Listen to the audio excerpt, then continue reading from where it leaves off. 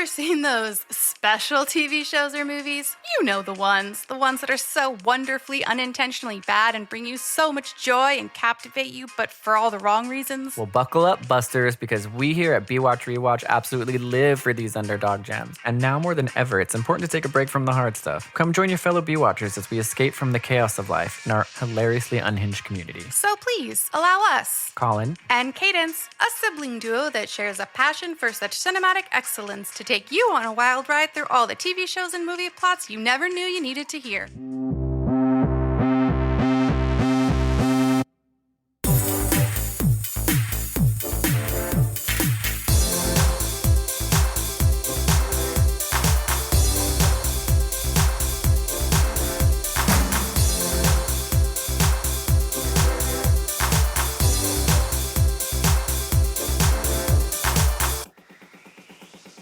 Hi, everybody. It's Colin. It's Cadence. And we've got a little special surprise for you because today we are... What's the special surprise? I was waiting for you to finish. You're supposed to finish my sentences. So today we are doing a movie that... No, we're together. Oh, I thought you were like, our special surprise was this movie. Our special surprise. Our special surprise of the episode. No, we have a special surprise. We are together. Cadence is in Ireland right now. I am in Ireland. This is being recorded from Ireland for the first time ever. I am in Ireland. And we still couldn't set it up. You We've guys. been setting it up for an hour because we're in the process of finishing up this project, and like all of our stuff has been moved. Every cord is missing. Every connector is missing. My every charger's missing. My mic is missing. My mixer's missing. It's not missing. I know that it's at a storage facility, in front of us. It's not in front of us. So if we sound a little off, it's because we're sharing one mic. We're like cheek to cheek right now. We are. So sick. It's very close. This actually reminds me of when we very first started. Do you remember? And we set up that stupid folding table in my bedroom, and we put the one mic between us, and we just had no idea what we were doing. We just shared that mic. It worked. So we are back doing that, returning to our roots, looking at a screen together, which we have never done. So the other surprise that I originally thought it was is the movie we chose. We kind of... Oh, boy. So we did not know about this movie, okay? And it was not a request. This is a holiday special, so it's not a request. We looked up just like lists of movies that were bad Christmas movies, right? This movie was on a list, and the second we saw everything about it, we were like, This is it. We're going to watch it. And originally, we did watch it just for funsies last night because we were like, it looks amazing. I don't know. We were about 20 minutes in. We're like, oh, we have to cover this. Oh, my We have God. to cover This it. movie is... I personally loved it. I loved every second of it. It was amazing. If you haven't listened to our Troll 2 episode, it's got Troll 2 vibes hard. Like, Yeah. you can tell that they were trying They probably to reused the masks, honestly. Oh, yeah. It feels like this movie is that. It feels like the director was probably didn't know how to make a movie and was trying to fill in a lot. A lot. Here's one thing we really loved about it, okay? As adults, I feel like we don't get to use our imaginations as much as when we were kids. The beauty of this movie is it is putting a lot on your shoulders. You get to choose what the movie does. It is. Oh, you get to create any storyline you want, any background for any character, any motivations for any character. Yeah, every character has their own storyline. Every character has their own motivations. You forget, like, there'll be a character that's introduced that does something insane, and then they leave, and then they come back for like a second at the end, and you're like, oh, I forgot that insane character did that at the beginning. Meanwhile, that other character could be in their own movie, and it would still be an interesting movie. It was a whole side movie. If you got to just have a film about each of the people in this movie, you would still have a great movie no matter what. And so we were blown away by it. We were obsessed with it immediately. So we were doing it. Now, it is considered technically, I guess, a Christmas movie because it happens around Christmas. And there's like a Santa and a Christmas tree. There's anti-Christmas witches. Oh, yeah. So of course it's Christmas. Of course. Duh. It's called Elves. And you might be thinking there's going to be multiple elves, but there's not. There's just one. It's just one elf, actually. And he's like not even the main character. Like, you kind of forget he's around. And there are a couple elves that were made after. There was one that was made in 2018. There was a show that's from like Norwegia. Where's Norwegia? Norway? No, it was, I know Norwegian. Gotcha. It's like a Norwegian film. Okay. From Norway. That's what I just yeah. You just said from Norway like it was completely your idea. I know. Well, I was thinking Norwegian. I was not connecting. It was Norway. And it's on Netflix. But anyway, this is none of those. This was made in 1989. Mm-hmm. And you just have to hear it to believe it.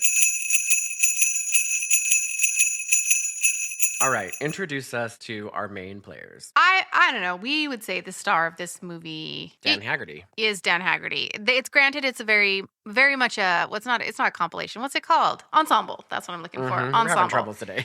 Norwegia. It's very much an ensemble. But I would say Dan Haggerty's the standout. Oh, he's fucking Colin's cool obsessed as hell, with him. dude. He's the coolest character I've ever seen in a movie. I mean, I was just like blown away. I was like, I want to be this guy so hard. We will get into it as we go, but honestly, you guys, BDE off the charts. Riz like nobody's business. Oh, nobody's business. He's polite to everybody. He explains himself. He asks for permission. He's just like trying respectful to women. Respectful to children. Respectful to every single house that he breaks into looking for that damn elf. He's very studious. He goes to the library on the weekends. Smart as hell, has amazing jewelry. You guys, he fucking brushes his teeth while smoking a cigarette in the same hand. Tell me that's not fucking baller, dude.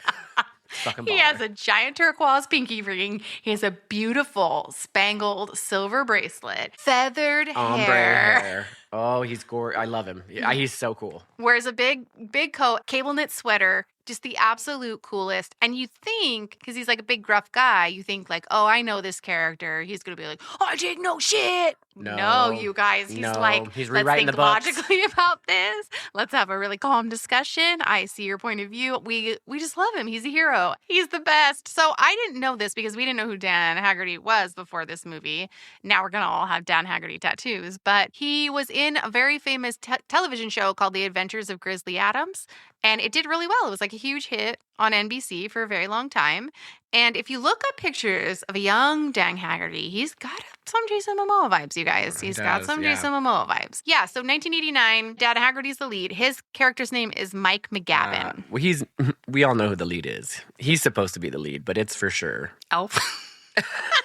No, what's her name? Kirsten. Kirsten's the lead. Yeah, so we have a young girl named Kirsten. And then here's the funny thing, you guys. She has a couple of friends, Amy and Brooke. But her mom's in this movie, don't know her mom's name. Don't know her mom's Her name. grandpa's in this movie, don't know her grandpa's name. Don't Her know, brother's don't in care. this movie, don't know her brother's name. They're all awful. Like all awful people, as we'll get into. Yeah, so we're just going to basically say Kirsten. We might say the friends' names when she's with them. But overall, just know that it's Mike. Let's give the summary. Give a brief summary. Oh, don't do me. Don't ask me then. We've learned that the hard way. Okay, imagine, if you will, a young child. His only goal is to be a detective and solve crimes. I know. You love going full backstory. Okay, so the real rough overview of this movie is a group of anti-Christmas witches, as they call themselves. That's Kirsten and her two friends. They hate Christmas, the commercialism of it. And they unknowingly release an elf from the ground. We don't know how. Don't ask questions. Don't care, okay? This elf falls in love with Kirsten, we think. And it's basically trying to get her this whole time. She's unaware of it. It's killing people. Dan Haggerty gets brought in. And because he's a detective, he's like, I'm going to find this fucking elf. We're going to kill it. Right. And then absolute insanity ensues. Do you want to even touch on in the brief overview that this is all stems from a Nazi plan to carry out eugenics and create a master race? Or are we just going to wait? We're going to wait for that. We're going to wait for the Nazi. There's Nazis. There's eugenics. There's elves. There's malls. There's Pierce There's Lips. Golems There's department Golems store. department. There's Art Deco boobs. Art Deco boobs. Oh, it's just a lot. A So little without bit of mom further, bush. oh, mom bush, yes. So without further ado, let's get into Elves. And also just a disclaimer before we get into Elves, I have been battling, I don't know if you want to call it a sickness or what, but I'm really snuffly and sniffly and I constantly have to clear my throat and I'm a little snuffleupagus. So if you hear me constantly go and like hacking up stuff, I mean, I'll just do ignore my it. best to edit it out, but if one slips in, we'll know. All right. Now, without further ado, Elves.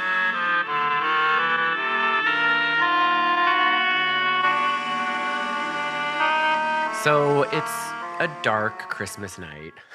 It's a Christmas break. Kids are out of school. And we've got three beautiful anti-Christmas witches, like we said. And that is Kirsten and her two friends. Amy and Brooke. They are just going to do a little casual anti-Christmas witchcraft in the woods. Here's what is interesting, though. They bring a giant quilt. A giant 80s quilt. And then they lay it down, and then one's like, we have to be as close to the earth as possible for this ceremony. Get rid of that, girl. Yo, so yeah, they she brought it rips for it out no of her hand. reason. Rips it out of her hand. Why, guys? You knew before this started you didn't need that quilt. So Kirsten apparently, I guess she started, again, another disclaimer, you guys, they don't ever explain anything. You so might be this thinking, is like, coming from our Right. interpretation. Like if you were like, oh, they are saying something weird and I don't remember anything about it. There wasn't anything about it. No. Everything is out of context You all know the time. what? It just drops you into this world. It really does. And it doesn't get, and you have to figure it out. And that's what I'm saying. They expect a lot from your creative brain. It gives you an opportunity to stretch That's why I all loved those it so muscles. much. I loved it. Because you get to create it all. It's choose your own adventure. But they're in the forest. They have a beautiful script that they've written. Well, that's what I was going to say. I don't know if Kirsten started the anti-Christmas witch group. Right. Because she also draws a beautiful naked woman, and she gives her Art Deco boobs. And they're like, where did you get that idea? And she's like, I dreamt it. I dreamt it. And so you're like, oh, Kirsten, automatically you're really interested in her backstory. And then she pulls out her script that, yes, it appears that she wrote. We now convene the Sisters of Anti-Christmas. Sisters? Oh, what is this, a script? We bemoan Christmas as a petty, over-commercialized media event. And they start doing a little bit of witchcraft because there's a candle involved, Right. obviously. Yes. But Can't do witchcraft without it. One of the dumb bitches drops that candle and cuts Kirsten's hand. How you might be asking how it breaks. You guys, she's holding it, it shatters, and all the pieces fall to the forest floor. And they all go to pick it up with their bare hands. Like, they all aggressively, like it is money that fell on the floor. They are dying to get it in their They hand. need to get it. They got to clean it up from the earth as quick as they can. So you don't really know why on earth this candle shattered or anything. But anyway, it cuts Kirsten's hand, and right in the center of her palm, you guys, a giant gash. Uh-oh. They can't finish their witchcraft They ceremony. can't. The candle's out. They The gotta candle's go. out. But unbeknownst to them, Kirsten's blood has dropped on the perfect ground, I guess. The Because one spot. right as they're getting up to go away, we see a tiny baby little rubbery hand pop up. And it only can move its pinky and its thumb. So it's just, the dexterity's real bad. And we're assuming it's an elf. I mean, think that the costume was in the storage too long and the two middle fingers melted together. Oh, yeah. Because they it did. is a Someone left it very on the weird choice. radiator. And you're like, okay, so I guess the spell that they were That not they didn't doing, do? the spell that they didn't do worked. I Brought the elf. guess the elf just needed some blood of a random person. Anyway, Right. he's out, and you're like, oh shit. But he's not really out; just his arm is out. Kirsten goes home. Oh, we do have to say they put a bejeweled scarf on Put it a to stop sequin the. scarf on it. Her friend's like, here, take my scarf. And so it's bedazzled to high heavens. But when she gets home, she doesn't even take the bedazzles off. She leaves it on for quite some time. So she's in her study. Well, not her, as Grandpa. Well, I think it's, we don't know. It is because they say it later, remember? Oh, okay. That's the one thing they do Yes. mention. So she's in Grandpa's study, just kind of looking at the fireplace. You guys, Grandpa wheels in hot as fuck. He comes in hot. He comes in hot. You guys, he slaps Kirsten. The first thing he does doesn't say hi or anything. First thing he does is slap her Wheels once. right up to her. And then if you think you're like, whoa, that was aggressive. No, he does it a second Just time. the second time. Grandpa, I was just gonna... First was for being here without my permission. The second was for the lie you were about to tell. Sorry. So automatically you're like, okay, well, what's the dynamic here? He has a vaguely German / Mexican accent. He can't choose. He can't choose. Bless his heart. You weren't at home. You were in the forest. No, you told me never to go there. I also told you never to touch my books. But he's mad at her that she's in his study. He thinks that she's taking his stuff. And he's like, what did you do? Why were you out in the woods? The other thing is her mom is also at this home. Okay, so it's her grandpa's living there, her mother's living there, her little brother's living there. So she already has this double slap whammy with her grandpa in the study. She goes right into the kitchen. Her mom is like, Are you hurt? Good. Your grandfather said you went in his room without permission. Yeah, I guess I was. Well, you broke the rules. You're going to have to be punished. He's already slapped me twice. Well, that isn't going to stay with you. But this will.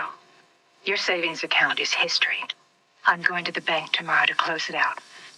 You can't do that. That is so totally outrageous. I earned that money. I'm stealing all of your money out of your savings Well, account. it's more like, I'm stealing all your money. She's very sexy. So you're instantly kind of feeling bad for Kirsten. And you're like, why is the mom so mean? Why is the mom stealing her savings? How can the mom steal her savings? But again, you guys don't know. We don't know. Kirsten's like, well, I worked for that money. And she's like, sorry, I'm taking all of it. I'm going to the bank first thing tomorrow.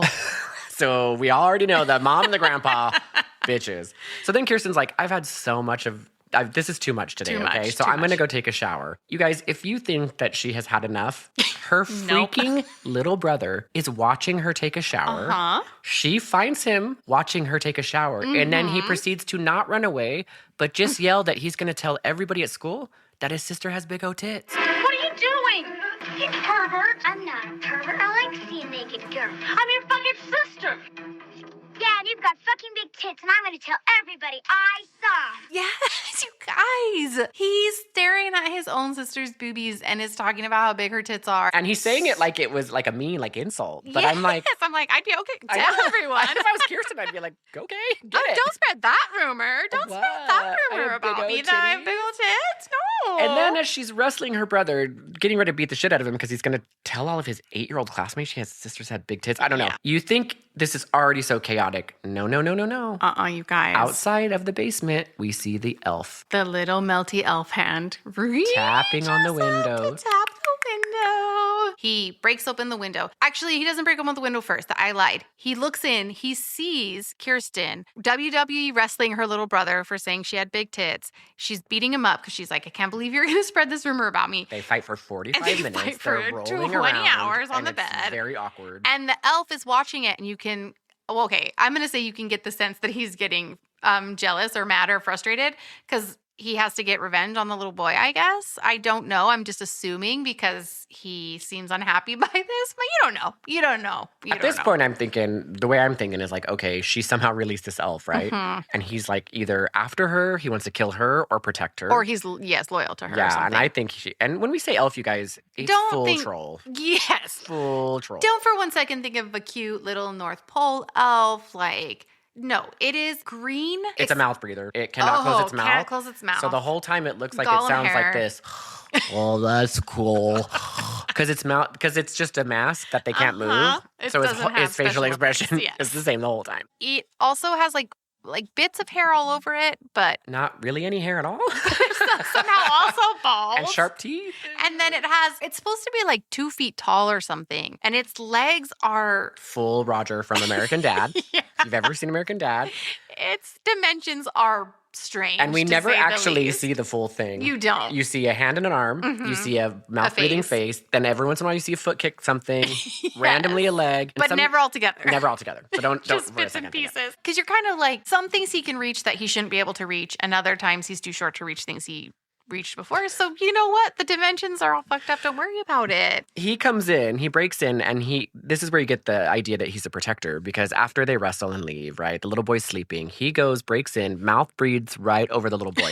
Doesn't do anything to him, just stands over him, mouth breathing as he sleeps. So long. And the little boy wakes up panicking, right? So then Kirsten and the bitchy mom walk in, and he's like, it was an elf, it was something crazy. The elf, its dexterity is real bad until it has to get away. It's like, It can't do a darn thing, but then it hops out that window, lickety split. The mom is somehow convinced that Kirsten's cat, which is a character in this movie called Agamemnon, the mom is so convinced that the cat is the one that scared the little boy. It wasn't even in the room, so it's just, you're like, why is this mom so fucking crazy? So she actually goes to the corner to try to kill it, and then Kirsten's like, I'm going to save it, grabs it. Then they all just decide to go to bed. Like, they don't care that the little boy's clothes are ripped. And the mom's like, okay, well. There's a broken window in the basement. Yep. Let's go to bed. His Let's forget window's about open, and she's just like, you guys are bugging the shit out of me. Go to bed. And you also see that when Kirsten takes Agamemnon to bed, like her and Agamemnon are BFFs, inseparable. It's the only thing that loves her in her whole life because her family's a hot mess. And it's she's a black cat. anti-Christmas witch. Yes. So she is very bonded to that cat, and that's really important for you to know. They're trying to kill me! They're trying to kill me! What? What are you talking about? It was like a little man, like a ninja, only like a gremlin. There's your answer. It was the cat. It was a fucking little ninja troll. Agamemnon, come here. Don't you hurt her. Mom! Mom? So the next day, after that crazy night that Kirsten had, just another day in the life of an anti-Christmas witch. It's a hard life. So we meet Kirsten as she works at this place called Golems.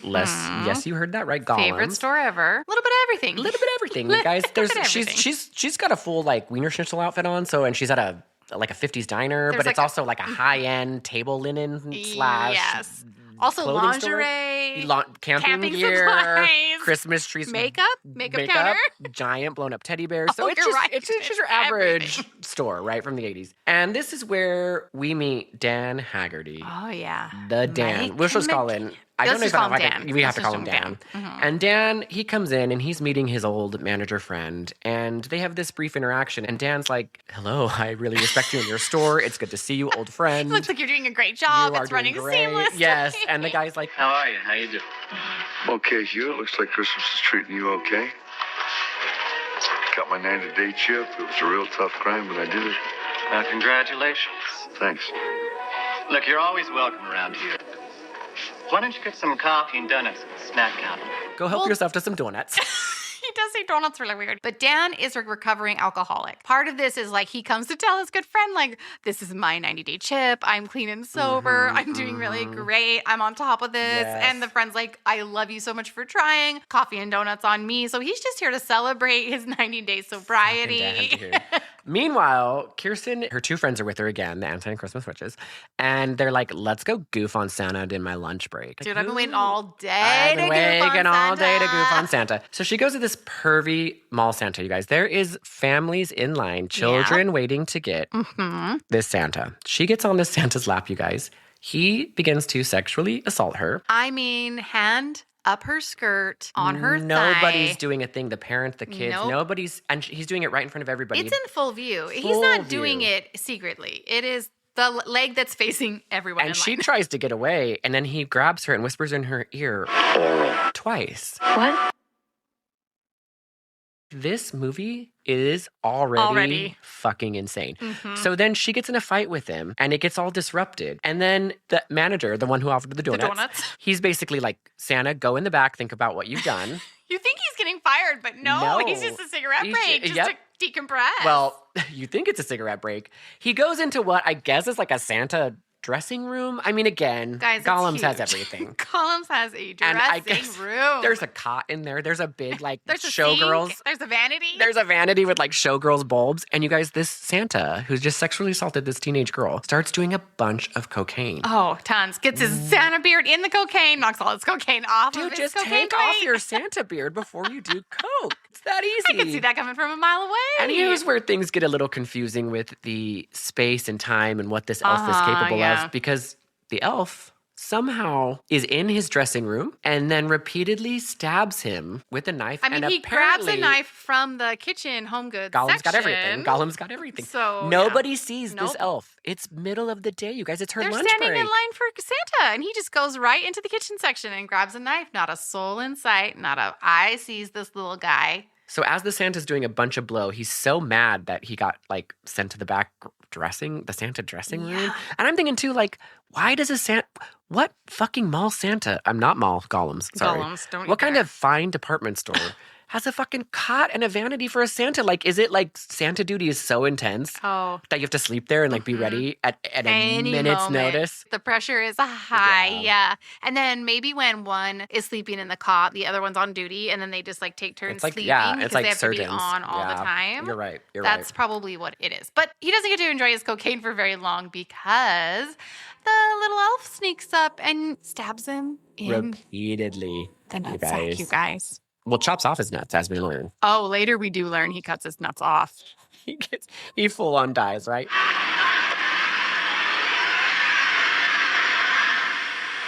Dude, I'm really feeling bad for Kirsten, but I will say that her character is awful. She's kind of the worst. I So mean, I do feel bad for her, but at the she's same dealing time, with her own traumas.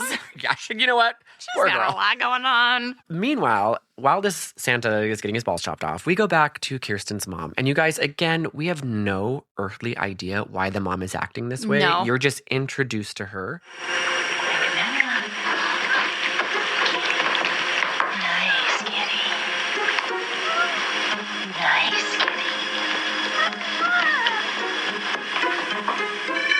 Agamemnon's minding his own beeswax or eating so much pickles dinner. and bits. Dude. So happy. The mom sneaks up behind him with a fucking pillowcase, Mm-hmm. takes Agamemnon, Mm-hmm. and you're thinking, oh, she's going to kill it. She might bury it. Or, Yeah. It shows her drowned Agamemnon, not in the sink, not in the bathtub, in the fucking toilet, you guys.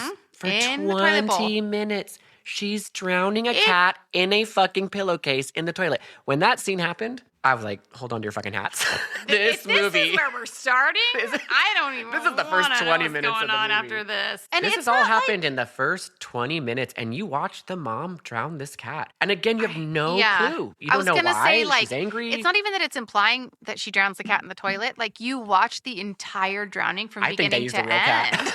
Like, they it was intense. she for sure puts the real cat in the bag and yeah, walks away with we it. do So see there that. is an actual cat being captured. And then you just see her push it down in the toilet bowl for 20 Girl, minutes, and you're like, fill up the sink. Why what did is you? happening? Your grandpa poops in that toilet. The bathtub is You know that huge. little perv boy who watches your daughter shower. He makes the grossest He's toilets. never You flushed. know, He's they're never flushed a day in his life. So nasty. And I'm like, she must be crazy. She must to be stick going her through, own hands in there without gloves. Absolutely. Loving it too. And so she takes the cat out, buries it, and Agamemnon's now gone. So when Kirsten comes home from work, because she just wants to unwind and cuddle with Agamemnon. The first thing she does is she opens there, where's Agamemnon? And I'm Yeah. like, bitch, at least look. Her mom is casually just cutting a bonsai tree like nothing happened.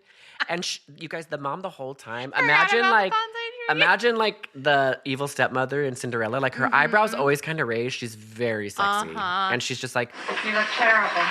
You know, I had a rough day at work. Santa got murdered. Have you seen Agamemnon? I haven't seen the cat all day. oh, I don't know. Haven't seen it. I don't know. Don't know where it is. Could care less. I've got your money. And you're like, okay, again, this is bizarre. Yes. And she's also young. And so they want to emphasize that she's like a young mom. Yeah. Okay, so she's like hot or whatever. It's relative, but they're telling you she's hot, she's young, and you're sort of like, wait, what is going on here? Because her mom hates her. Her mom absolutely despises her. But we don't know why. We have no idea why. We don't have no idea why her grandpa slaps her so much. We don't know if this is a regular occurrence. None of this we know. Does her brother always watch her? We still don't know. She's looking for Agamemnon. She's sad. Mom doesn't care. Meanwhile, we meet Mike, right? And Mike has had his donuts. He's had his donuts and cigarettes. And he's going back to his fucking pimp-ass RV, dude. It's like fully silver. Christmas lights all over. Christmas lights all over, you guys. He's been evicted and locked out of his own RV. Of his own RV. He sits down, and again, he's so cool. He's just like, this is on me. I didn't pay my rent. I need to figure out a way to pay my rent, and I'm going to figure it out. The Surgeon General says a pack a day will keep your lungs nice and gray. Well, I guess things could be worse. Shit. Oh, my God.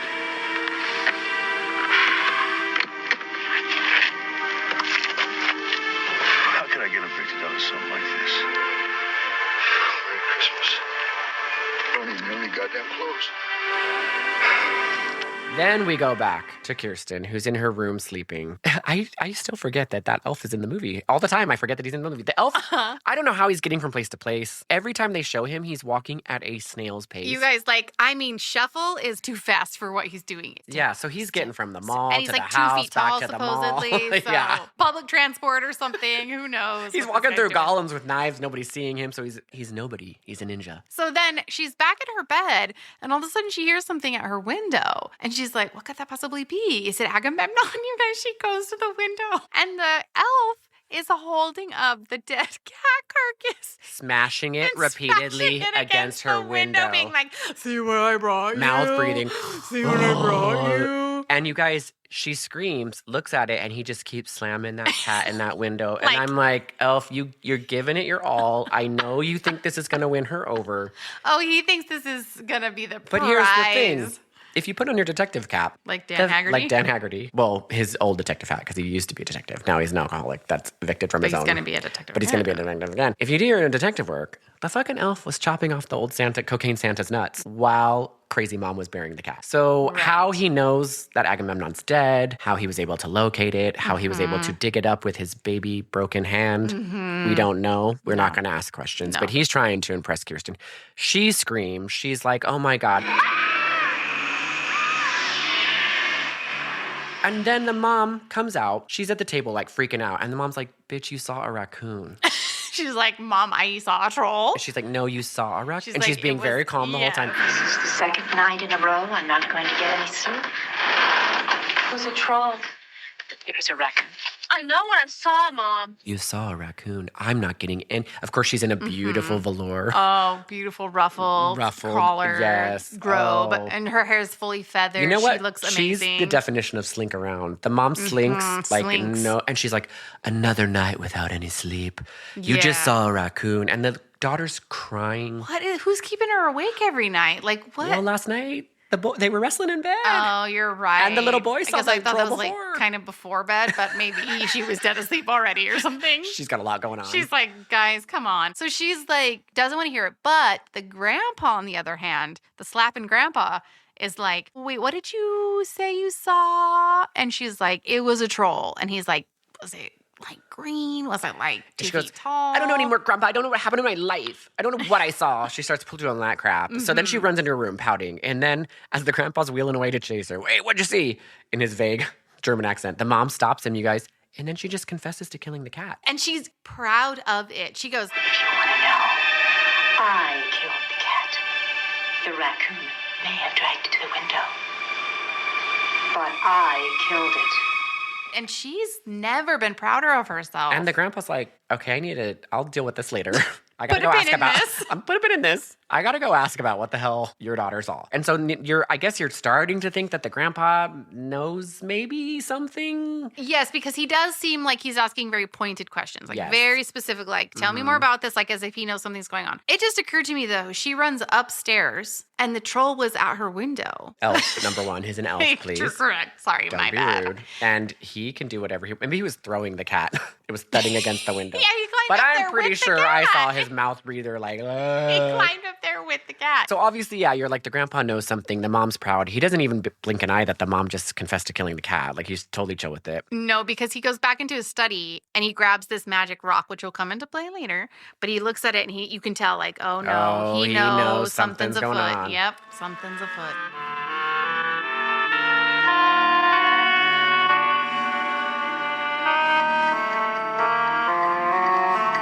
So the next day, good old Dan Haggerty, dude, he's obviously locked out of his place, right? Right. So he goes back to his pierced lip little friend who's the manager of Golems, the store that Kirsten works at, having donuts Donuts And and coffee. celebrating his sobriety yet again. and celebrating, but also he needs a place to stay. Like, he doesn't Yes. have a house, but nobody else knows that. And the manager comes up and he's like, dude, our Santa just got his balls chopped off yesterday in the dressing room, and we need a Santa stat. And Dan's like, I am on it? I am now Santa. I am here for the children. This is where it's kind of funny because, like, you think that it's been some time. Right. It's the next day, you guys, Yeah. because Dan Haggerty he's immediately ready to be Santa, goes into the luxurious Santa dressing room. You guys, the body tape from the Still previous there. dead Santa is on the floor. And I'm like, oh shit, this is literally the next day. There's bloodstains even. It is very, very, very intense. But Dan Haggerty's like, my detective brain has been awoken because he sees like this little tiny symbol in the ground. And he's like, huh.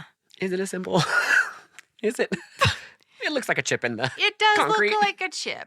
But It we're is- not detectives. We're not detectives. That's the thing. To us, it would look like a chip in the concrete. To Dan Haggerty, detective brain. Now, and also, guys, he's thinking clear and sober. He's not an alcoholic right now. I mean, he's always going to be an alcoholic, but he's sober at the moment, and he's thinking clearly. Is what I'm trying to say. So his detective wheels are turning again. He gets down and he's like, Dan, you're not a fucking detective anymore. You're Santa. Right. Go out there and fucking kill it. He tries to Be good talk for some these sense kids. into And I'm himself. like, this guy is so fucking cool. Yeah. So he goes out there, puts that aside. And I'm like, they immediately refilled that Santa. Well, it's obviously Yeah. it's fast paced. Golems does not slow down. They don't. They They cannot don't have miss time. a day. They don't cannot have miss time. a day. So they just don't work around the body tape. Don't worry about it. No. Nobody has any questions, too. Dan Haggerty's like, who stabbed him?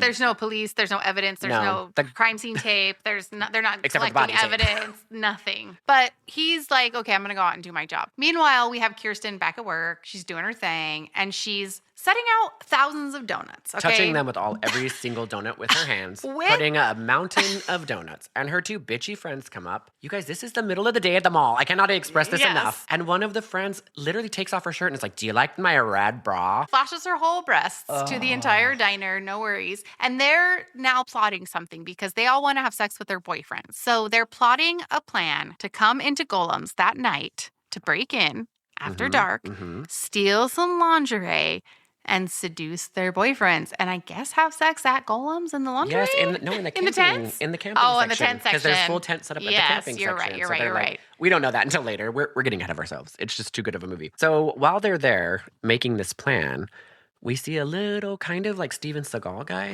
with a ponytail. Ponytail, slick And you guys- hair, black jacket. I just want to pause for a minute. I know this sounds insane, right? And you're probably not, it probably makes no sense. This is exactly how the This movie is happens. just what's happening. There's a little guy with a ponytail, looks very Steven Seagal. He overhears Kirsten's conversation. We don't know why that matters because it has nothing to do with it has something to do with what happens. Yes. But when you think about him overhearing that conversation, it has nothing to do with what happens. Right. But you're just noticing that there was a very suspicious looking guy there. Right? Yes, he's the first suspicious face that you see, and you're like, okay, so the grandpa knows something's afoot. This guy knows something's afoot. I wish I knew what was afoot. I at this wish point. I knew what was afoot. Let me tell you what I would not give to know what was going on in this movie. We have no idea where the elf is. The elf doesn't know what's afoot. He's chill. He took the day off today.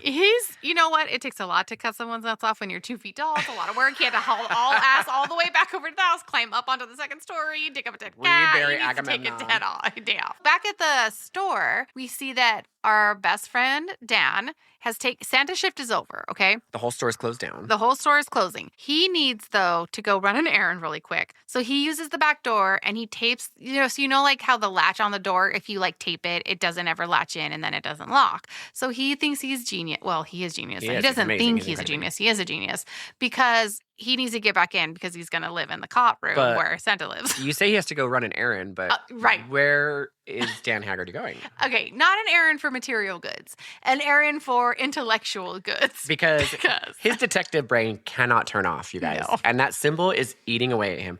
So he goes to your local public library, you guys. Smoking like a chimney with his camel, huge pack of camels in his pocket the whole time. Carton of camels. Carton of camels, like you get at the duty free at the airports. He's fucking badass, dude. He's smoking with his turquoise bracelets. Yes. While also licking his fingers and flipping through the pages. books. Cable knit sweater. And he is quiet and he's just putting the pieces together. And he's like, this symbol is eating away at me. He took a note of the symbol, wrote it down on a piece of paper, brought it to the library so he could compare it in the books. He is ready for business. And he cannot get this off of his mind. He knows that this person is an expert in the field, this book. Guys, the one thing Dan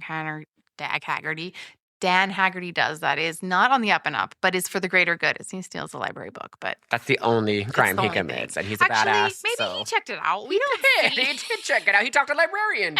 And she got mad at him. And she was like, shh. And he was like, I'm sorry. That's but he right. I does need to break." highlight it, even though it's a public library yeah. book. So I will forgive him that. So meanwhile, Kirsten and her friends, Amy and Brooke, have also decided to sneak in the back door, to tape it, and to sneak in the back door. Because So they're going to it's go not there and locked. have sex with their boyfriends. Because in the remember, tents. they're going to steal the lingerie, seduce their boyfriends, and have sex on the tents. So they come in and one of the friends takes the tape off the door, thinking our job here is done, whatever. Which is stupid, because why would you do that? No one asked this girl to do it. Yeah, she did it. So on her then own Dan comes to the door, yes, and he's like, shit, I got locked out. So he's like, I'm not mad, not upset. Detective not brain angry. on. Detective brain on. He's like, I'm going to go to a dumpster, find my way. I'm going to be resourceful. Get in here.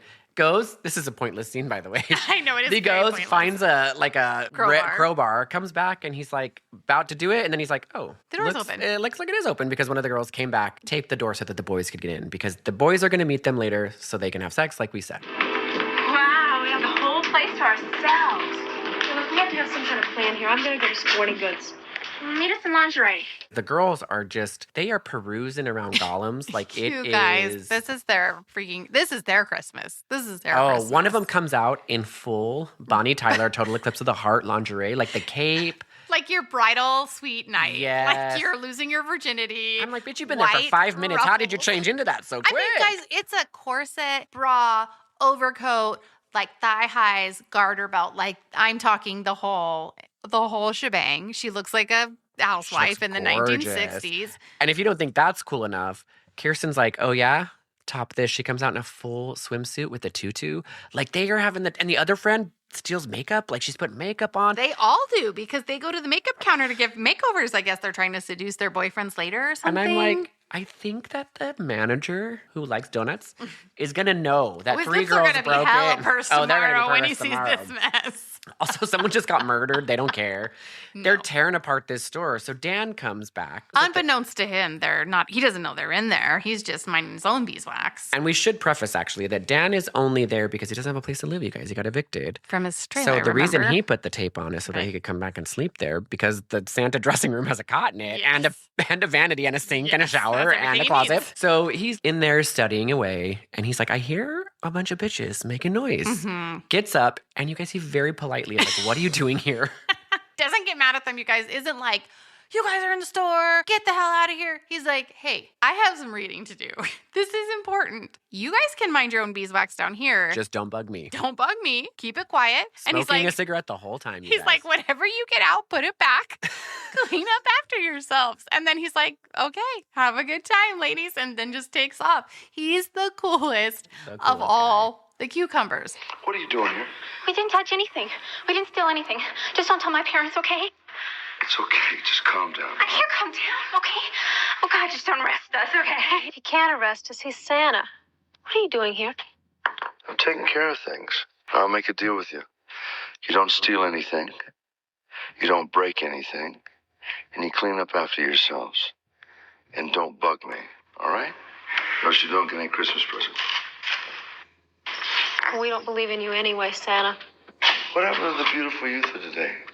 Don't you believe in anything? You might be thinking, sleepover night, study night for Dan Haggerty, everyone's happy. Mm-hmm. Don't be so sure, because we see a little bald green head beeping out. Yeah, he's done bearing Agamemnon. Beeping out. He's done sleeping for the day. He's back in Golems and he's watching everything. He knows where everything is. Everything. And it's time for the boys to come, right? Dan's in his room smoking, learning, getting learned. And the boys arrive, but as soon as they arrive, they get murdered by a bunch of German gangsters.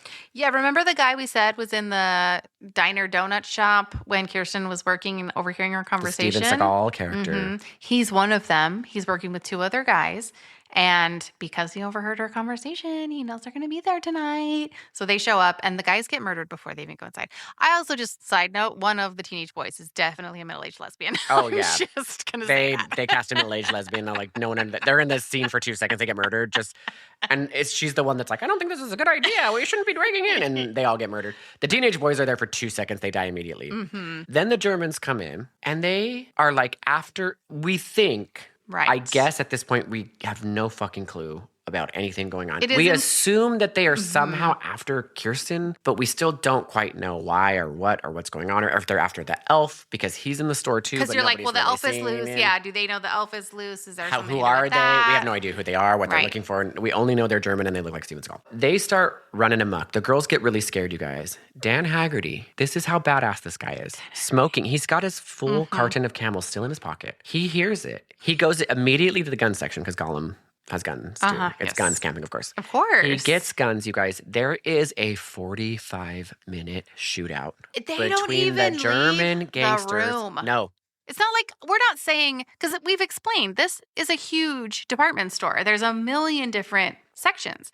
It's not like they're running throughout the department store, upstairs, downstairs, Nope. footwear, Nope. kitchenware. 1,000 rounds staying in the same in spot. the same 10 square feet over and over and over again. One of the Germans is sweating his balls off, like inexplicably just drenched in sweat. Nothing's happening to him. He's not doing anything. He's You just assume sweating. he's the leader, maybe because he's older.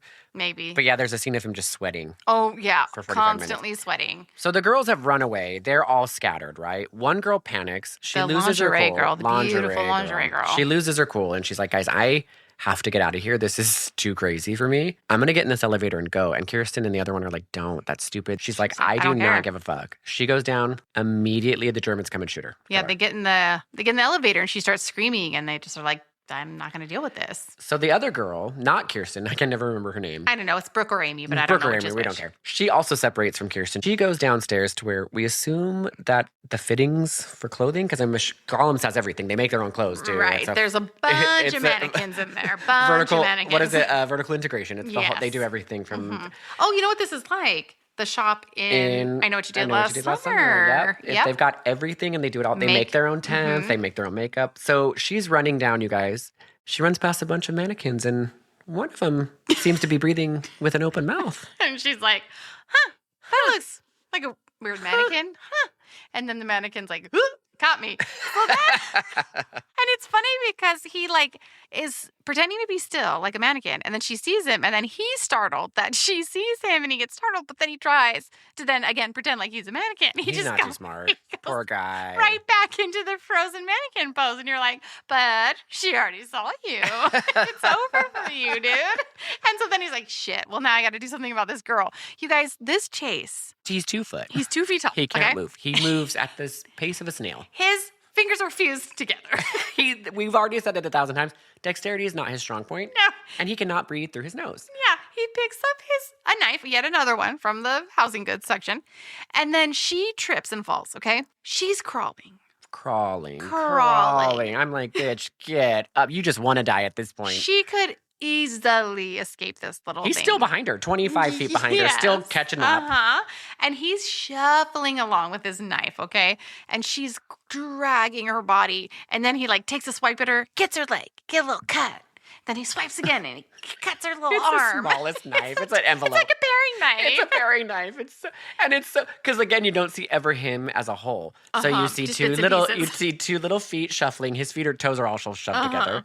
She does try to knock the knife out of his hand, and his hand kind of bounces like rubbery because he can't really grip it. They had to glue that knife in for the shot. There's no way. So I want to say he slices her up, but he more just. We don't know how she died, actually. Because there's one teeny slice on her leg, there's a teeny slice on her arm, and then there's kind of a slice around her chest region. She's not bleeding. Even if you were like, he stabbed her, fully impaled her with the knife, it's like 1.5 inches. It would not hit an organ. It's 1 inch and a knife. It knife. wouldn't even hit an organ. It's 1 inch and a knife from a mouth-breathing 2 foot slow golem-looking creature. It would be. You'd be like, so ow. It would be more of an irritation. Yeah. It's like when you get a paper cut. You'd be like, ow, okay. That hurts. And then you could just kick it. You could punt that little elf across all of Golem's in 2 seconds. He wouldn't know what was happening. No. We still don't know what his motivation is. We don't know. Did he kill her because he got caught? Because he feels silly? Yeah, because why is he against her? Because if you think the logic through and he's protecting Kirsten, those are her friends. Kill the Germans. So go kill the Germans. Why are you killing the girl? Why are you pretending to be a mannequin? Why are you wasting your time? Why even add in that shenanigan? What is this fucking movie? What the fuck is happening? And meanwhile, they're still having this shootout. We have Dan and Kirsten meet up, right? Yes. And this is where they become the dream team. And Dan's like, I'm going to protect you with my life. I just met you. He pulls a full Mitch. Yeah, I will sacrifice my life for you. I don't even know you, but I'll do it. Do you see this turquoise on my wrist? This means business. Yes. She's kind of like, okay, let's team up. So they continue to have the shootout. The elf is still mouth breathing its way through the store. Again, not killing the Germans. When they do the up close shots, it looks like they put him on like a wagon, like his upper body on a wagon, and then pulled him. It feels because he's just sort of like floating. And they're like, hey, make him look like he's looking everywhere at everything. Yes. Like he's with taking his it open all mouth. in all the time. I know, it looks like a girl in the city. He's just like looking up, moving his head with his mouth open, and you're like, this elf is just living his best life. I'm gonna make it after I'm all. gonna be a mannequin. I guess I'm not. So finally, the shootout has been ended. The sweaty guy's like, guys, cool it. We've been doing this for 45 minutes. I'm sweaty. 7,000 as sweaty rounds. as I can be. I gotta go change. We're never gonna be Dan Haggerty. He's in this. We're never going to beat him. No. Let's go. So the German shenanigans out of there, and Dan and Kirsten are left together to understand what the fuck's happening. And wait. The final part of this is after the dead friend who got stabbed by the tiny, teeny, tiny knife. After the elf looks around, after he's like, oh, nothing to do here with the shootout, he wanders on back to her body, you guys. Picks up her arm. And eats her. it. He eats her hand. Yes. Eats her hand. God, I forgot about that. This fucking movie. Yeah. Like, what are they trying to do? It's so, you're what like, are they trying to do? Is he going to kiss her? Is he going to is this necrophilia or something? And then he just full on eats her hand and you're like, is he going to eat her? But no, he just eats her finger. Mm-hmm. He just chomps her fingers. Yes. And this whole time I was like, this movie's so fucking wild, but they're throwing in so many curveballs that I don't even know what to make of it. I can't even comprehend. It's too much. It's too much. Girl in the city taking it all in, eating people's fingers. But we do have to say one other thing. Dan Haggerty, after the shootout, after the Germans leave, Dan Haggerty, the detective, he comes up and he sees the friend's body. Well, they find the friend in the elevator, and she died in the most beautiful way because she's wearing lingerie, obviously. And they find the other girl, and Dan Haggerty is a detective. He should be like, I'm not quite sure how she died because Right. there's 3 paper cuts on her. But he does see that, I guess her blood dripped into a symbol that kind of looks like a crucifix. So do you remember the symbol that we already mentioned that was From the by Cocaine Santa's the Cocaine Santa's nuts? Yes. There is another one that is, yes, formed out of the blood of her friend. So you guys, the symbol, it's also the symbol he found in the book when he was being studious at the library. But not the symbol that he found on the floor with Cocaine Santa. So no, we've got a couple It different. is that one. Well, that maybe it is in theory, but that in one's the a movie. it's a different angle. Different and angle. It's a little underformed, but it is the same one technically. So he keeps finding that symbol over and over again, and he's just like, oh no. Can't turn off my detective brain. Oh no, detective brain full firing. So the next day at the Golems, there's detectives come because they're collecting evidence. Well, this time they decide to come collect evidence. They didn't want to collect evidence with Cocaine Santa, but this time they're like, we should probably do an investigation. Guys, there's bodies Everywhere. and guess what? The manager comes in and he's yelling at Kirsten. he's mad at her. He's like, why are there bodies? And I'm like, dude, there are bodies all over your damn store. And you're yelling at this poor girl who just survived she's on the floor traumatized. holding her head crying. And you're like, why is my store dirty? What's going on here? What's all What'd this you do? blood? What's all this blood? Why'd you kill her? Did you kill her? You touched all the donuts yesterday. I saw you. I saw you. We're gonna have sex in the tents. And she's like, and then he gets up, you guys. I forgot he rears back to slap He her. rears back to slap her. This girl has just watched 2 of her best friends die. She was in a She shootout survived a with shootout. Germans. There's a guy protecting her. She's traumatized. There's police everywhere behind her. The gay, pierced-lipped manager comes in and then attempts to slap her. He's not even her family member. He has nothing to do with her. He's not grandpa in a wheelchair. You do not slap me. And as soon as he gets ready to slap her, You guys, Dan Haggerty comes up, fuck saves the no. day, grabs his hand. You might be my friend. You might be letting me have donuts and coffee, but you do not rear your little gay hand back to slap this girl. Do you hear me? And then he gets into that gay stance where he like folds his arm and like, fine. And it puts his little hip out. But Dan is like, he says that exactly like, dude, this girl has just lived through something traumatizing. She's a child. You are blaming her for something that is not her fault. You need to lay off. And he just freaking father bear grabs Kirsten by the hand and leads her out of the restaurant. With a cigarette in his hand. With still. a cigarette in his hand still. Opens the Love door it. for her to get in the car. Yes, and he's like, you need to get some help. This is a tough night. I'm sorry. Yeah, how can we get you the support that you need, girl?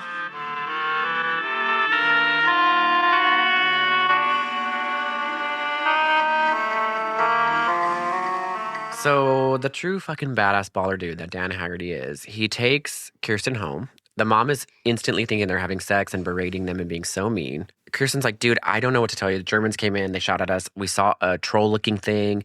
And she's like, you're a stupid bitch. It was a raccoon. And then Dan Haggerty's like, excuse me, you're talking to your daughter very unfairly. This is very disrespectful. I know it sounds a little bit wild, but I actually saw it too. And I can tell you that she's not lying. It was not a raccoon. Right. I don't like your tone. I don't know who you are, but I'd appreciate if you talk to your daughter better because he's a badass. She's like, get the fuck out of my house. He's like, I will actually. I will take that and I will take my leave. So then the mom goes up. She's like going to do whatever, fucking trimmer, bonsai or whatever, kill another cat. I don't know. The grandpa, he comes wheeling in. And this time he's not slapping Kirsten. He's like, hey, Kirsty. Okay. Would you tell me more about that? What'd you say about that troll? Oh, if you want to describe And it a he's little pushing bit. hard. So you're connecting now. Like Gramps He knows something. for sure. Gramps also has a German/Spanish/ sometimes vaguely Russian accent. And there were Germans trying to kill Kirsten. So we're making some connections. The movie's not telling us anything. Nope, not We're yet. making these connections on our own. Not yet. Right? And he's also like, how tall was it? What color was it? Like, he wants to know details that you're like, he would only know that if he knew something. Oh, yeah. About Yeah. the elf. And so. And even the mom, she briefly makes another appearance and she goes, don't start that fucking shit again, Grandpa. Yeah, she's like, We shut don't the fuck need up, this. Grandpa. I gotta go trim my bonsai. She also weirdly thinks that Kirsten, like, doesn't care that she's traumatized either. She's just like, why are you having sex with this old guy? Like, She's what does it matter, Mom?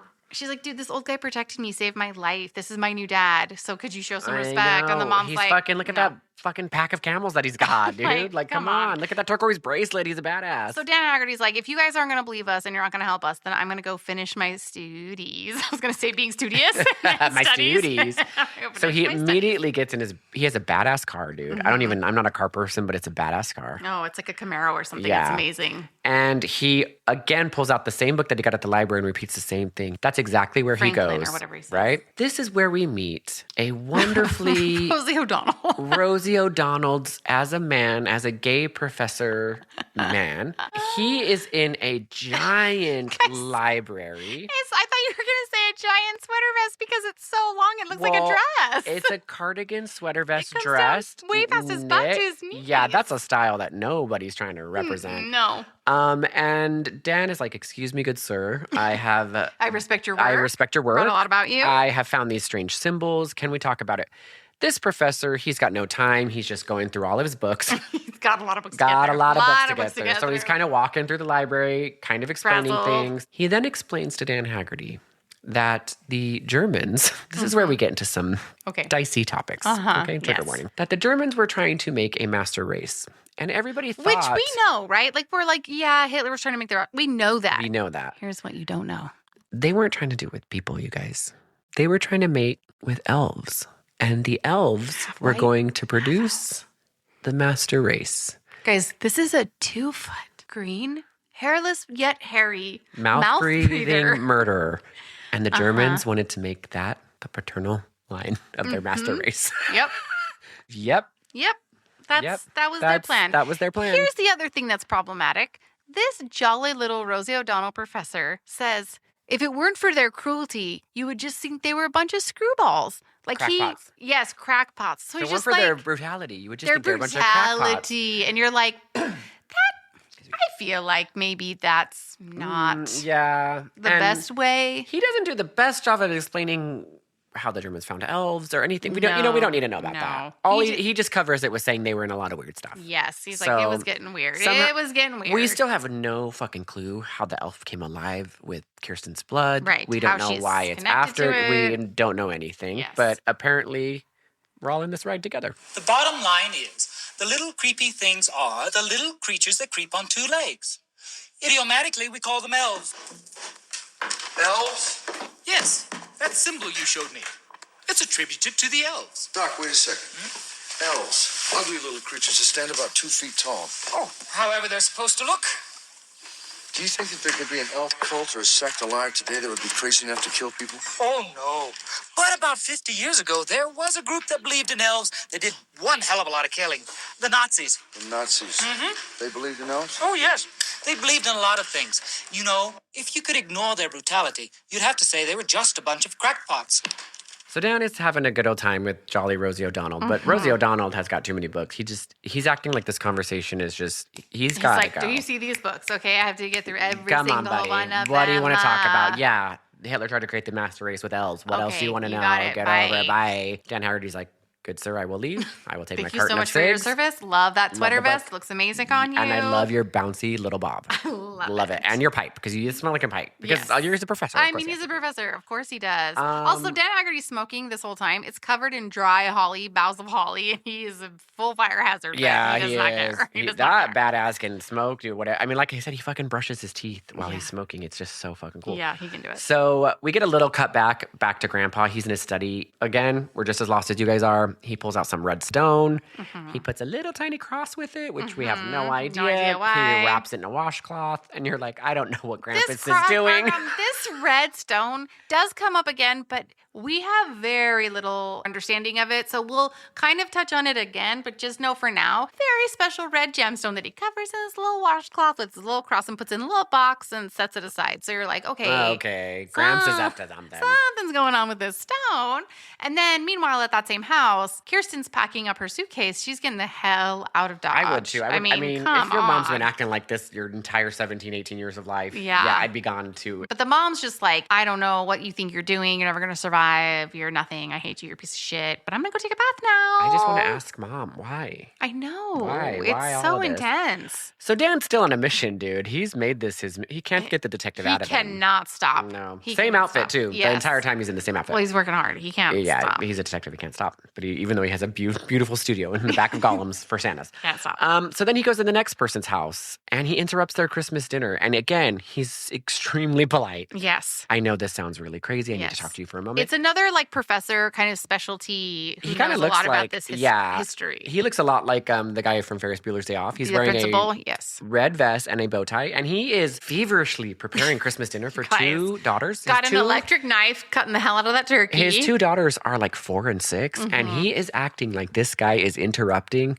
the fucking Nobel Peace Prize ceremony. They have a Jello salad. They have a green Jello salad. Big 80s. Dan Haggerty's like, I'm so sorry. I just talked to lesbian Rosie O'Donnell, who was very flustered. Me to you. They referred me to you. I just have a couple questions. I know it sounds absolutely insane, but I will leave. I will get out of your house. You have a beautiful daughter. You have a beautiful home. This smells amazing. Can you tell me about elves, Hitler, and eugenics? The professor's so mad. He starts yelling at his maid, like, why the fuck did you let this guy in? He's going to cook dinner for his 2 girls. And then look at him. He is stressed out. He's got to get dinner on the table. I know. He doesn't have a wife, and it's up to him to make the perfect Christmas. The entire time. He's got a lot of pressure. You guys, it is candlelit dinner. Huge table. There are 2 formal girls settings who are literally 5 and 6, and he is so They also mad. have the classic Christmas pickles on their plates. Christmas pickle with Christmas turkey is a classic. And Jello salad. Duh. But my favorite thing is that the professor is yelling at his maid, like, how the fuck could you let this guy in? We're in the middle of this Christmas dinner. And Dan Haggerty's like, bro, number 1, you don't need to yell at this woman. Number 2, by the time you're finished yelling at her, I'm going to be out of here if you just tell me what I need to know. Like, just very chill. Like, don't blame her for this. Like, let's just tell me what I need to know. I'll be gone. And then it's just really funny because it's like the opposite of what you would ever see in a movie like this. Like the acting is actually like he would come in and like be knocking his Christmas thing tell off me what the thing. hell is going on. I need to figure out their lives on the line. I was just in a shootout. And he's just like, bro, don't yell at anybody. This is my thing. I'm here, not the maid. Chill like, as don't a worry about it. Cucumber. But this is what I mean too with like any side character in this movie. You could be watching a movie about them and he would be just as interesting. Like, I want to know, why is that guy single dad? Why is he alone making this Christmas dinner for his Why kids? is he so stressed out to get dinner on the table for these 2 young girls? Like, you know what I mean? Just tell me more about this. Yeah, I want to know more about Rosie O'Donnell. Then where did he get that sweater vest? Like, perfect. How does he have so many damn books? What is he? Every character, you're like, I would love to watch a movie about that. Does he just flit around in this library Sweaty all German. day? Like, sweaty German. I want to know what's sweaty German. Mom, I've got to know what's going on. Obviously. Well, we do learn a little bit about Mom's backstory because we are back at the house. And this is where a fucking bombshell drops, dude. Because the mom is like, oh, you want to leave, Kirsten? You want to leave? And she's like, yeah, I want to leave. And then she goes, I want to go find my dad. And she goes, oh, you want to find your dad, Kirsten? He's in the fucking study. And Kirsten goes, but that's Grandpa's in the study. And she goes, yeah, he's in the study. And she's like, but that's Grandpa. This conversation goes on for another 10 minutes. Yeah, your dad's in the study. And but Grandpa's in the study. She's like, girl, shut the fuck up. I don't know how else to spell this out for you. Grandpa's your dad. Grandpa's your dad. It's Grandpa Daddy. It's Grandpa Daddy. It's Grandpa okay? Daddy. But yes, you guys, all of these things have happened that we're like blown out of the water by. The troll, the elf ate the finger, elf the ate lesbian, the Christmas dinner with the 2 girls that are so stressed out. Dan Haggerty with his carton of camels on Christmas Eve running away. Sweaty Germans, crystals being wrapped in napkins. Then she fucking hits us. With incest. It's Grandpa Dad. It's Grandpa Dad. And you're like, what a screeching halt. Everybody's like, what is happening right now? Because Kirsten's still like, but it's Grandpa. But it's Grandpa. And then also, I mentioned earlier that her mom's young, and they make a point of mentioning that her mom is young. She makes a point of mentioning her mom had her when she's 16 because, you guys, her dad impregnated her when she was a teenage girl. I know. This movie blows my damn mind. So after she drops that bombshell, she's like, you might want to go talk to him. I'm going to take a bath. I need to just burn off some steam. I'm just going to go burn off some steam. This is where we get an insight. This is where Mom, her side quest comes to life a little bit. She goes into the shower and she's filling up the bath. Bath, of course. She's got her lingerie on. She's putting on lipstick in the mirror. And we're like, why are you putting on lipstick to go into a bath? But then she starts smearing the lipstick. You would think all over her face, but just slightly out of her lip line. Yeah, it's an over lip line situation. But it's making it like she's real crazy because she's breaking more down. The she's way crying. She's doing it that you're like, oh, she's unhinged. So you're like, okay, well, now I can kind of see why the mom has her issues. Right. She didn't need to kill Agamemnon. No. This is not the way to work. She didn't need to steal money out of her daughter's bank account. Yeah, we still don't know any about the money. We don't know where the money was going. She gets in the shower. She's chilling. The bath. Stop. I don't know. Just love a good shower. I just really need her to be in the shower. But also at the same time that the mom's having this meltdown up in the bathroom, the grandpa and the Kirsten are talking. And it's awkward to say the least. So the grandpa's like, did I impregnate your mother? Yes. Did I do it for a good reason? Yes. Did I do it because you were the last person in the Aryan race and you needed to be the virgin that was impregnated by the elf to create the master race Hitler was planning? Yes. Would I have ever hurt your mother? No, that's why I drugged her and she was unconscious the whole time. Oh my God, this movie What? cannot stop. He literally explains to her He's that merciful. he was merciful because he drugged her mom. She was unconscious while he had sex with her to create Kirsten, who is the last female virgin in the Aryan race bloodline. And he knew that she was mischievous and would awake the elf, I guess, unknowingly. And then the elf is going to have sex with Kirsten and produce the first of the master race that Hitler was trying to make. On Christmas Eve. On Christmas Eve. Okay. Merry Christmas. So to me, I'm now thinking about it and I'm wondering, is that why he double slapped her? Because he knew she was in the woods doing the ceremony. And he's like, bitch, if you get anything on the wood ground, it's going to birth the elf. And because he's like, were you up to any mischief? He does ask her that. So Your guess is as good as mine. Anyone, if any listener out there can come up with an answer, you tell us. Because I think he wanted it to happen, but then he slapped her twice. It is a lot for Kirsten to take It's so much. It's so much. Meanwhile, as we said, the mom is in the bath. The elf, you forgot about him. Because last time we saw him, he was munching on a thing, right? He didn't He forget was about you, though. having He a didn't thing forget munch. about you. At this point, so much has happened that I genuinely forgot the elf was in the movie at this point. Like, so much between this. Once the incest gets blown, you're like... No, once Rosie O'Donnell comes on the screen and she's talking about Hitler creating elves. Being scatterbrain. And holding his pipe and the stressed out dad with the dinner. All of that, I completely forgot the elf was in the movie. That's also very true. But he does make an appearance. He's back at the house. And this house is chaotic to say the least, right? Yeah. Because Kirsten's just finding out her grandpa's her dad and Nazi and Hitler. Like, not only is he finding out her grandpa's her dad, but that she's Aryan. That she's Aryan and part of creating the this master. Hitler Yeah, and that line, there's yes. elf. The mom's upstairs kind of going crazy. She's being Joker. She's being Joker. She wants to be Joker. She'll be Joker. So she's in the bath questioning her life. Yes. Rubbing her face with a washcloth over and over. She's exfoliating and over. a lot. Yes. Let's just Hair say not that. wet, still a beautiful bob. All of a sudden, she's listening to the radio, obviously. Sensual music. Okay, but I just need to say this because I think it's the funniest thing in the whole movie.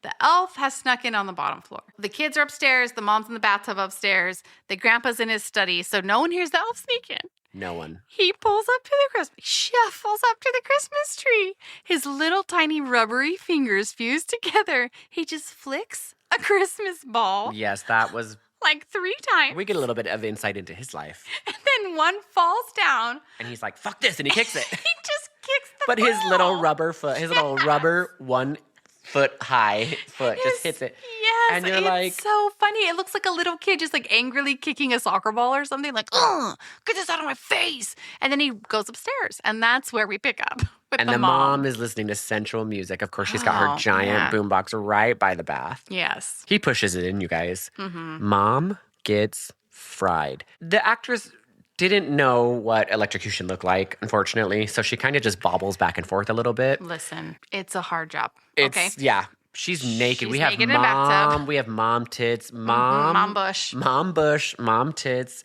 We've got some Art Deco mom boobs flopping around. Yep.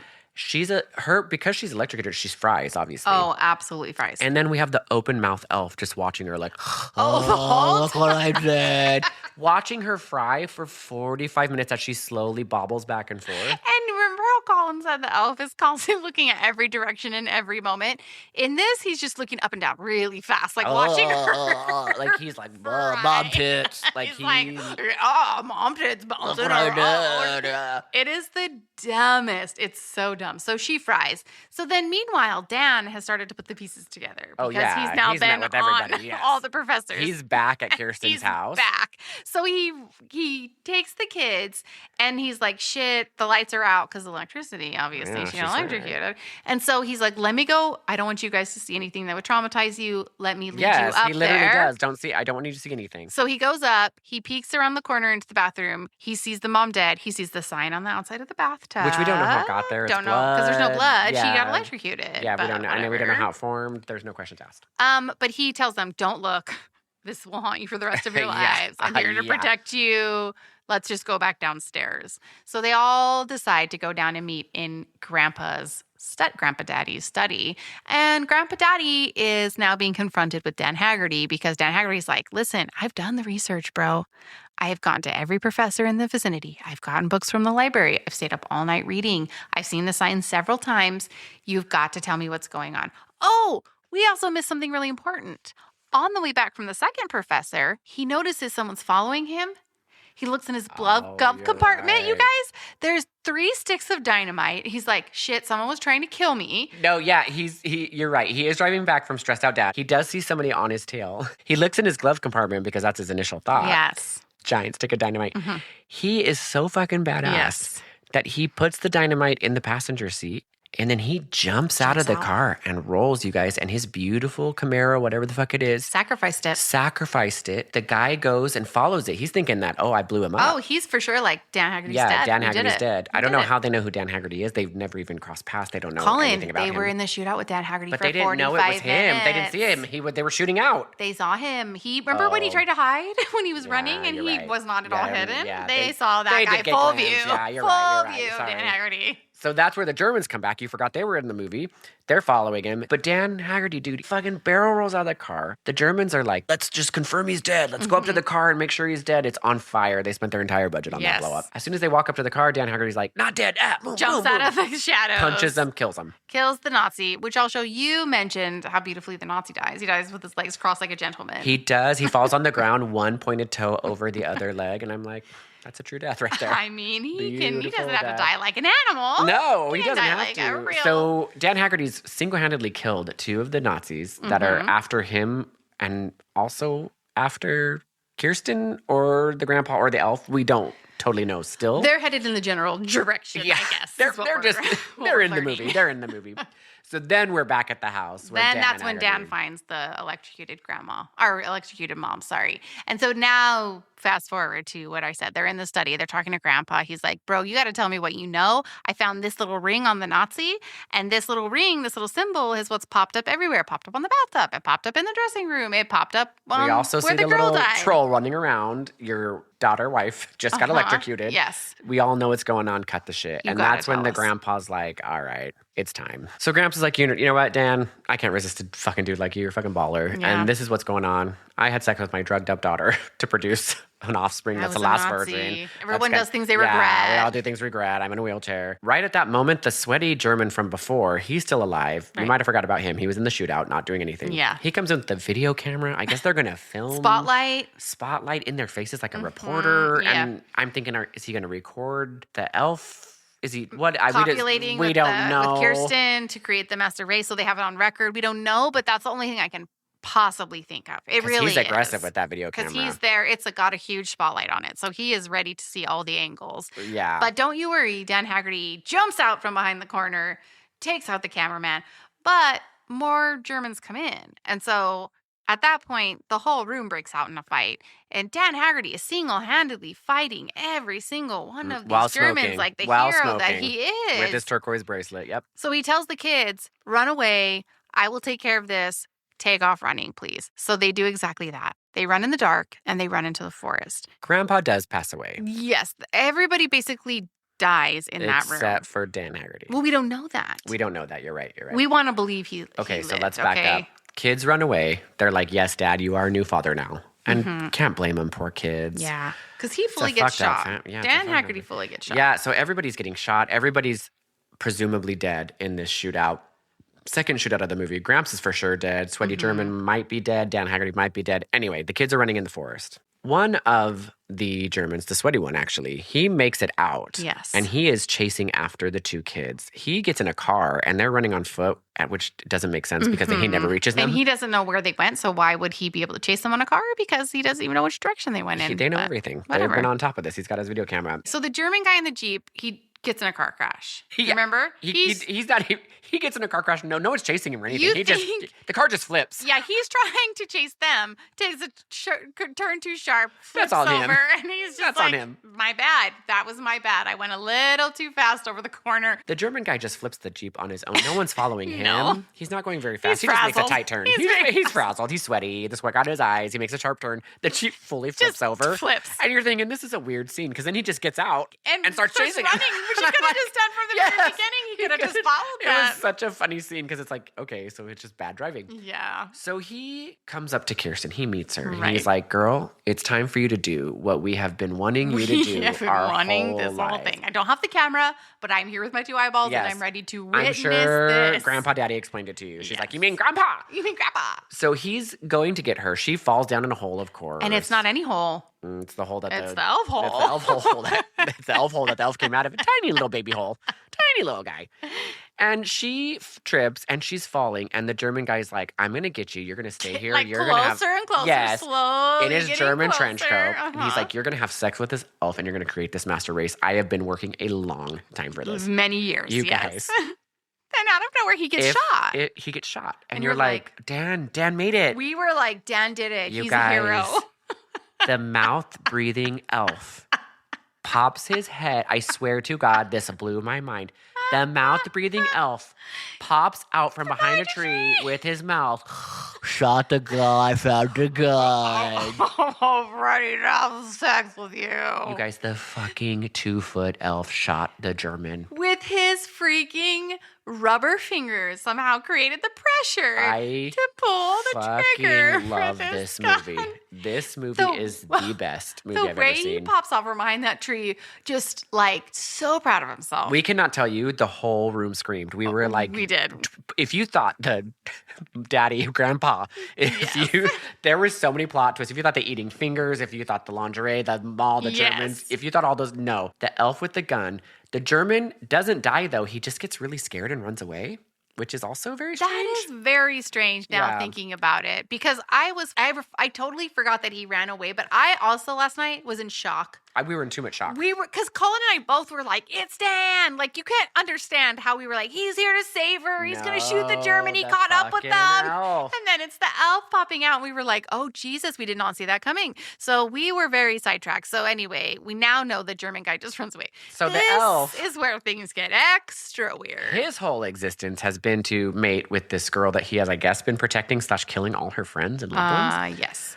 So he's slowly shuffling up to her. She has every opportunity to get away, but she doesn't. She doesn't. She 'cause just she's gets girl. She tripped. She tripped in the closer hole. and closer to a tree. She just backs up to a tree. Mhm. He's shuffling up to her. He puts his little baby rubber hand on her thigh. It's going up. She's kind of screaming. She can get away. He's 2 At feet. any moment. And he she dropped the can get gun up. because he didn't know how to use it. So he Yes. doesn't have the gun. He doesn't have a weapon of any So kind. you're like, bitch, get away. He's like, it's time for me to serve my purpose as the Yes. father of the master Yes. race. Also, I see a cockroach on the ground. I swear to God, I'm not kidding you. He sees a cockroach on the ground. He goes, cockroach. Turns his head and gets distracted and starts eating it, you guys. That's what happens. About to save, in his mind, Save the master race. save the master race, He gets make this distracted prophecy come to fruition. by a fucking cockroach on the winter elf hole ground. Uh-huh. And starts eating it, and that's her chance to get away. But I do want to say that before he sees that cockroach, he's trying, you guys. He's putting his little rubber hand trying to lift up her skirt, and she just keeps pushing it down. And we're like, But okay, this is his a 5-minute hand scene. His hand gets very. But it's- I thought it there was does- going to be some digital penetration. in It this does movie. get up there, but his little baby hand, his little elf hand, versus her big This hand. whole interaction. She's trying to is push it away, so and his little hand just keeps uncomfortable. going. Anyway. And he's right up there. Like this whole thing, it's like very much like. Yeah. So he gets distracted by the cockroach. She gets away. Yeah. Little boy goes back to the house. He's like, because you forgot about brother. Right. You forgot But about he's with brother. her. But he's with her. He ran back to the house. The sweaty German's gone. He goes back. He sees that grandpa and everybody's dead. He comes Dan back. Haggerty is still clinging to But life. Dan Haggerty's clinging to life. Okay. And guess what Dan Haggerty has? The magic red stone, it was in the washcloth, I guess. Yeah, I don't know how he knew where it was. He does. He gives it to him. He's like, go get him, kid. Yeah. And I'm like, how did you have that? Where'd you know it was? The kid runs back out there. She's just about to get penetrated by the elf after he had his Yes. cockroach meal. And then the kid's like, here, use this. And she grabs the stone and then stabs the hole the elf came out of. She imagines the picture of the naked girl she drew in the very Oh, beginning with the Art yeah, Deco Art boobs. Deco boobs. And she has this vision of like, I had a stone in a cup in that picture. I guess I should use that. Don't ask me about the cup. And I then don't know, just to but- just visually, if it couldn't get any crazier, she visions the boobs, and the boobs of the Art Deco boobs that she drew, her tits turn into swastikas, and it's a whole revelation. Yes, swastika boobs. She realizes, oh, they're swastika boobs. They're not Art Deco. How did I get that confused? Am I bad? Am I the priestess? I drew this. Is this me? She takes the stone that her brother gives her, stabs the elf hole. Fireworks go up, and then the elf breathes smoke and disappears. Yeah, and as she's crawling to the hole, he's accompanying her. Oh, yeah, he's slowly walking.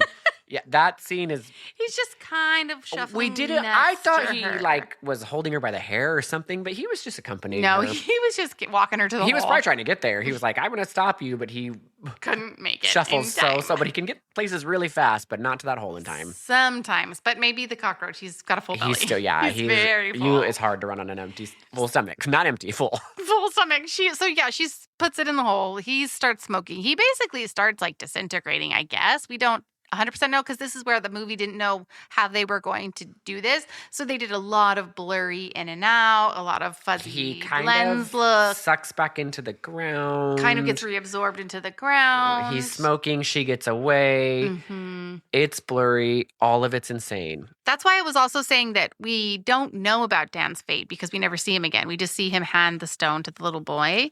He had to have lived. But I'm hoping against hopes that he survives. The elf's been reabsorbed into the ground. Everything's still foggy and smoky and blurry. Long we don't really know night what's of going on. burning. Long night of burning. We see them wake up in the forest the next morning, right? I guess they fell asleep. Kirsten and her brother. Time passed really fast. We don't know. The smoking right? kind of obscured everything. She's hugging her brother and she goes, look, it's snowing. Mm-hmm. It's Christmas. And the movie ends. But does it end? Guys, the screen gets black. And as the credits are coming up, you see a fucking elf fetus moving around on the screen. As in, her belly has an elf fetus inside of it. Somehow she did, in fact, get impregnated by the elf. And there might be an elf too. There might be an elf too. That's why Dan Haggerty has to come back. There's not an elf too. It was made in 1989. It was bonkers. You guys, this was the most absolutely do yourself a favor. I know there are some touchy subjects on there. Elves, Nazis, cartons donuts, of camels, cocaine Santas, balls chopped off, girls getting shot in lingerie, sex intense, lesbian trying to pretend to be a teen boy, breaking in with other teen boys, a professor who has a long cardigan dress cardigan, yeah, smoking a pipe, who also has painted books in the back, public library, grandpa daddy, sexy mom bush, dead cats, holes, Agamemnon, anti-Christmas witches, Art Deco boobs. It has everything you could possibly want for a Christmas movie, and it blew our little brains. Oh man, you guys, if you've not seen this, just do yourselves a favor and watch it. You will not be sorry. Do yourself a favor, listen to this while you're watching it.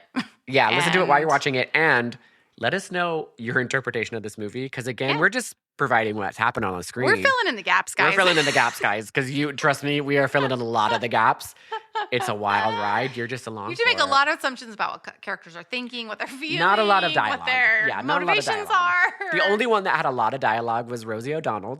Oh, a lot of dialogue. And angry guy preparing a meal for the 2 6-year-old girls. He was angry. Because they had to give all that exposition in a very short amount of time. And did they give exposition? I mean, the most exposition we got in the movie. So in comparison, yes. And it had to be condensed. They're like, those crazy Nazis. You know them. I loved it. I love it, and I will always love it. One of my favorites. I feel like we're going to watch this every Christmas from now on. I don't see how we can't. It's just a gift that keeps on giving. But it is very Troll 2, as in the masks are not movable. The audio's bad. The visuals are bad. The shots are bad. The costume's bad. The acting's incredible. Everything. The storyline's incredible. And we hope this is our Christmas gift to you. Yes. And we hope you enjoy it. Well, happy holidays. We're equal opportunity holiday celebrators. So this is our Merry Hanukkah, Christmas with a capital C. Yes, Christmas with a capital C. We do hope you guys have a very happy holiday hour or Merry Christmas, Kwanzaa, whatever you celebrate. Yes. Have a happy holiday season. Bye. Bye.